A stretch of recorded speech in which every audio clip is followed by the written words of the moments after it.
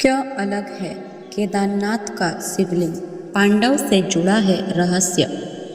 केदारनाथ का शिवलिंग न केवल अपनी अनूठी आकृति की वजह से खास है, बल्कि यह उस गहरी आस्था और पौराणिक कथाओं का भी प्रतीक है जो इसे और भी अधिक रहस्यमय बनाती है।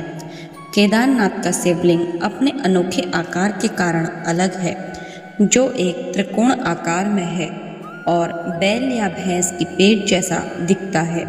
इस शिवलिंग का रहस्य पांडवों से जुड़ा हुआ है कि आखिर केदारनाथ का शिवलिंग बाकी शिवलिंग से क्यों अलग है। केदारनाथ धाम 12 ज्योतिर्लिंगों में से एक है। यह न केवल अपनी प्राकृतिक सुंदरता के लिए नहीं, बल्कि धार्मिक महत्व के लिए भी जाना जाता है। यहाँ शिवलिंग की पूजा विग्रह रूप से होती है, जो बैल की पीठ जैसे त्रिकोणाकार रूप में है। भोलेनाथ के इस अनूठे स्वरूप की महिमा अपार है। भोलेनाथ पांडवों से रुष्ट थे। ऐसा माना जाता है कि महाभारत के युद्ध के बाद पांडव अपने भाइयों की मृत्यु के पाप से मुक्ति पाना चाहते थे, इसलिए वे भगवान शिव से आशीर्वाद लेने के लिए काशी गए। भगवान शिव पांडवों से रुष्ट थे और उन्हें दर्शन नहीं देना चाहते थे, जिसकी वजह से वे बैल का रूप धारण कर गुप्त काशी में छिप गए। पांडव भोलेनाथ को ढूंढते हुए गढ़वाल तक पीछा किया। भीम ने एक बैल को अन्य बैलों के झुंड से अलग पहचान लिया और उसे पकड़ने की कोशिश की। फिर बैल रूपी शिव जमीन में समाने लगे, लेकिन भीम ने उनकी पीठ का कोबड़ वाला हिस्सा पकड़ लिया।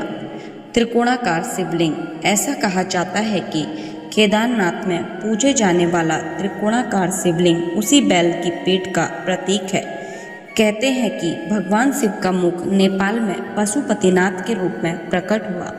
उनकी भुजाएं तुंगनाथ में नाभि, मध्य महेश्वर में और जटा कल्पेश्वर में प्रकट हुई। इन 5 स्थानों को पंच केदार के रूप में जाना जाता है। अन्य कारण। इस कथा के अलावा केदारनाथ के शिवलिंग का आकार हिमालय की प्राकृतिक शक्तियों का भी प्रतीक माना जा सकता है। सर्दियों से बर्फ, ठंड और अन्य प्राकृतिक आपदाओं का सामना करने के बावजूद यह शिवलिंग अपनी जगह पर अड़िग है, जो भगवान शिव की अचल और अविनाशी रूप को दिखाता है। केदारनाथ की कथा। महाभारत युद्ध के बाद पांडव अपने भाई की हत्या के पाप से मुक्ति पाना चाहते थे। उन्होंने भगवान शिव की आराधना करने का निर्णय लिया, जो हिमालय में तपस्या कर रहे थे। भगवान शिव पांडवों से बचने के लिए भैंस का रूप धारण कर एक झुंड में शामिल हो गए, लेकिन पांडवों ने उन्हें पहचान लिया और भीम ने उनकी पूंछ पकड़ ली। भगवान शिव ने अपनी पीठ का हिस्सा वही छोड़ दिया और बाकी शरीर को अलग अलग जगहों पर प्रकट किया, जो बाद में पंच केदार कहलाए। केदारनाथ मंदिर का महत्व।